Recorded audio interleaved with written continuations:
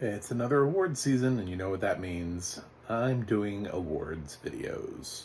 I already did drama series because I started big, and I'm working my way through the drama categories. So today we're going to talk about Best Actor in a Drama Series. Who do I think is going to make the cut? Well, let's find out. We have three Succession actors being submitted for lead when they only give 6 nominations. Do I think half of the nominations are going to go to Succession actors? I think they love Succession, and I think that is a possibility, and I would feel so much better about it if there were 8 nominees like there are in the supporting categories.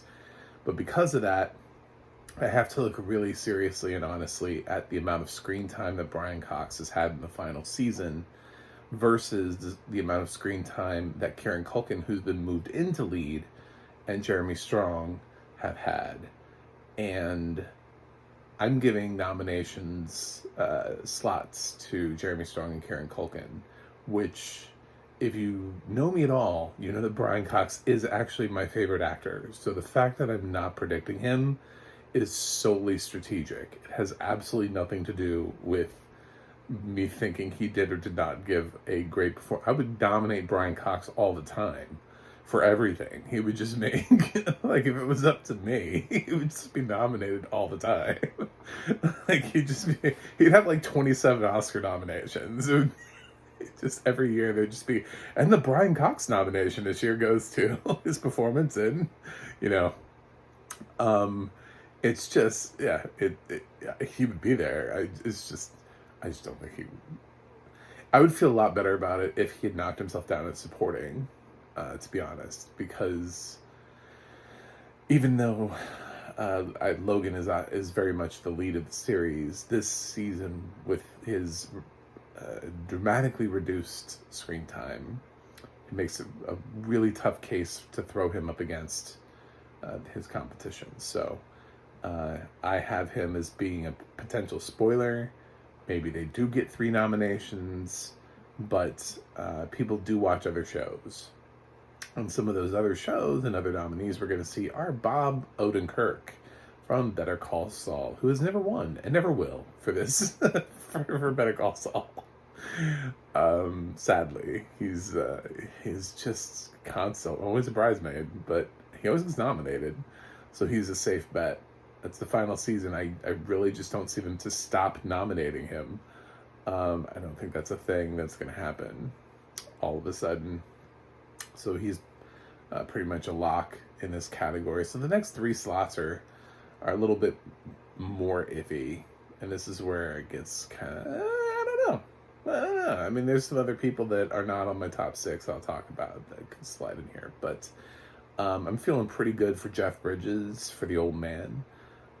He's in a show that I think most of Emmy voters watched. They just have to remember they watched it a year ago and remember that passion that they have for that performance. It's very untested, but he's also one of those names that when it shows up, I think, that plus the fact that he battled, cancer and COVID at the same time, I think people were just wanting to nominate him and be like, congratulations on fighting through this and giving one hell of a performance in the process, and hopefully season 2 is easier on you.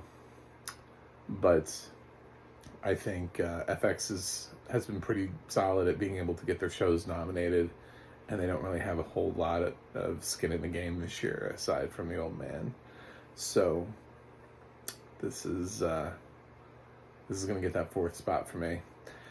Number 5 is going to go to somebody who is actually up for 2 different shows this year. But one of them I think is going to see much less nominations, probably just some tech categories. But this one is going to be Pedro Pascal for The Last of Us. For a role we actually really get to see his face for most of it, and actually get to see him emote. And emote he does. And I think Emmy voters would be crazy to not nominate him. This thing was a phenomenon. Again, I normally I question whether or not Emmy voters watched something, but sometimes a show is just so big when it pops out of the gate that they can't not recognize it, even if they don't recognize it in later seasons. That's the thing that you notice. Like Cobra Kai ended up getting a nomination, but then it didn't really get any acting nominations. They just threw it a comedy series nomination one year to just be like, hey, we see you, Cobra Kai. We know you're popular. There you go. That's it. That's it. That's all you get. So even if Last of Us only has 1 year, and then next year, next season, it's just nothing, it'll get at least its first breakthrough season, and we'll get 7 nominations. So, and for that final spot, because there's sadly only 6 nominees in this category. We need to expand this category, first of all. Like, we need to have a real talk about how much TV there is and how it keeps expanding. Because back in the day, we used to have a small amount of nominees because there are like 600 shows on television. It's getting to be a little ridiculous. And some shows are submitting themselves in this category, and I'm like, what? Like Waco, The Aftermath is being submitted in Best Drama. Is that not a limited? Are we going to keep exploring the people from Waco? Is that in perpetuity type thing? I kind of thought that had like limited potential to it, but anyway, yeah. So my last spot goes to Diego Luna for Andor. This could go to a lot of people, but again, I think this is gonna be one of those things where they're like, "Hi, Andor," and then they give it to sort of like the main obvious nominees from Andor, and then in season 2, I don't worry about it so much. Something else comes in, and they don't worry about Andor. Kind of like The Mandalorian. We're in season 3 of The Mandalorian, and they're like, I don't know, go away. I don't think Mandalorian's gonna pop this year either. So those are my 6 nominees. What did I leave off? Obviously, Brian Cox, Succession, I think is bubbling. There's 3 nominees. That's half the nominees going to Succession. That's a lot to predict that. So yeah, I took off the one with the least amount of screen time. And by the way, Brian Cox until Succession was an actor who really did not get recognized. He's a very under-recognized actor for his body of work. So to say that he's on the same level as like Jeff Bridges and Kevin Costner and people like that that's a fallacy. It just doesn't make any sense. He was perpetually, he not even in a conversation. Like, he could act his ass off and people wouldn't even notice. So that's what made him one of my favorite actors, is because no one else was talking about him. And Succession just solidified that for me. Even with Succession, Jeremy Strong keeps winning. So it's just like, why? Why would I hedge my bets? So he's bubbling just outside the top. Another person is Paddy Considine for House of the Dragon. He's been around for a while. And I'd feel better about it if House of the Dragon had been a little bit closer to release. Viserys is also an odd lead for the show, considering his screen time as well. But they're pushing him for lead. So that's kind of where I scratch my head a little bit in terms of that. So another one I scratch my head as to them submitting themselves in the lead is Dominic West for The Crown. Another actor I love, but it's weird to say he's lead along with Imelda Staunton and then the other characters are supporting. I think the category submission is throwing people off, because I don't think I walked away from season 4 being like, that was the Prince Charles season 5, sorry, it's season 5, saying this was Prince Charles season. I didn't feel that. So I think his category submission is going to hurt him. Um, I suppose they could nominate Kevin Costner and they could stand behind him in his Yellowstone drama, but I think his diva behavior is not something that is going to endear voters to him when they hear that, like, he was trying to work like a week. He was trying to cram all of his shooting into like a week. Uh, I, I don't know. I don't know. It just, I mean, I know he got the Golden Globe, but that's a completely different voting body. It's Hollywood Foreign Press. They suck up to celebrities all the time. Emmy voters they don't give a shit. They nominated Kenan Thompson for Kenan because they couldn't find a better program. So, you know, whatever. Um, yeah, I don't see that happen. I don't see Kevin Costner sweeping in and becoming Yellowstone's first major nomination. Um, Tom Sturridge for The Sandman. That's a possibility if they embrace The Sandman.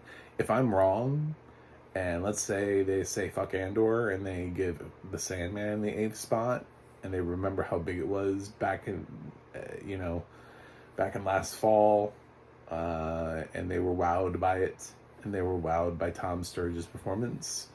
Yeah, he could take that. He could take a spot. I don't know, and I feel like it's faded a little bit. I just feel like the popularity for that, it's just timing, and I don't think it has, unlike House of the Dragon, which has the Game of Thrones connection. It just doesn't really have any previous base to say, oh, this is why the show will be nominated. I would absolutely love to see Joel Kinnaman nominated for All Mankind. I'm going to keep bringing up for All Mankind because that's my way of reminding Emmy voters they suck. Is because I really actually hate the Emmy Awards because they never nominate. Actually, there are a ton of shows that they never nominate, like ever, that are great shows, but they stick to the same things over and over, and a lot of times they'll nominate people for boring seasons where their characters were not actually given. I mean, we gave Katherine Heigl a lot of crap for that when she pulled herself from consideration because she felt like she wasn't given any worthy material that season. But that's true. It's true. I mean, there are actors that they just keep getting nominated for certain things, regardless of the material, regardless of whether or not it was a good season for them, but whatever. They just get the nomination because Emmy voters have there's nothing that they need to prove to anybody, like how many shows they watch, which shows they watch. There could be Emmy voters that watch one thing and they just nominate that one thing. So, there's no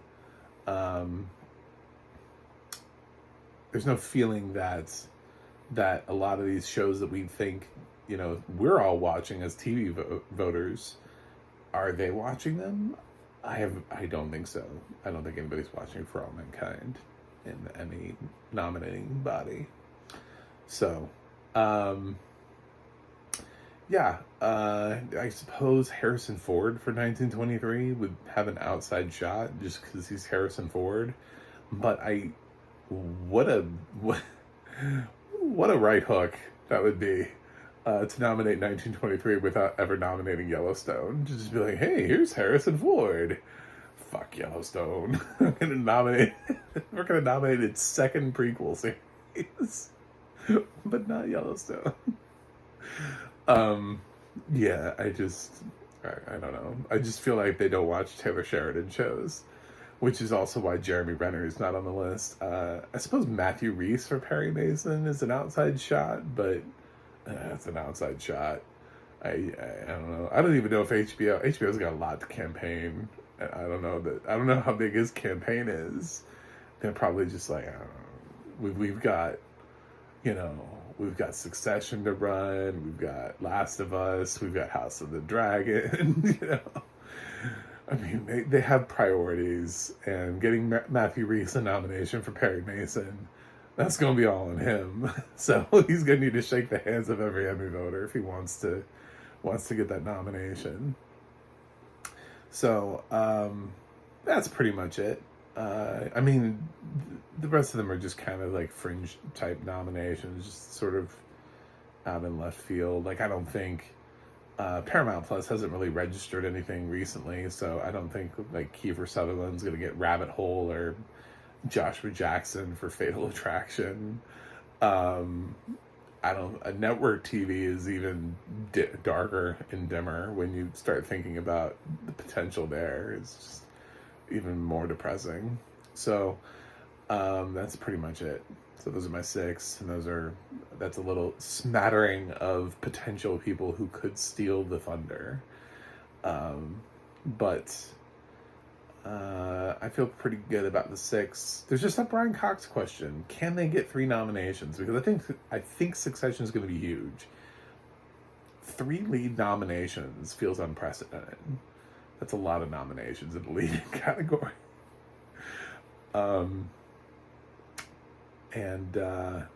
Yeah.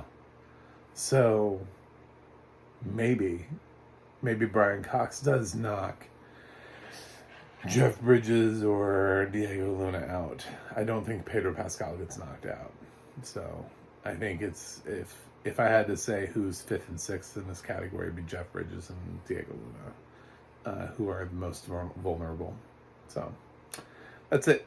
Thanks for watching. Thanks for subscribing, and I'll be back with another category, and we'll keep predicting these Emmys, and I'll keep telling you why things will or will not happen. Until then, stay tuned. Thanks for subscribing. I'll see you on the other side.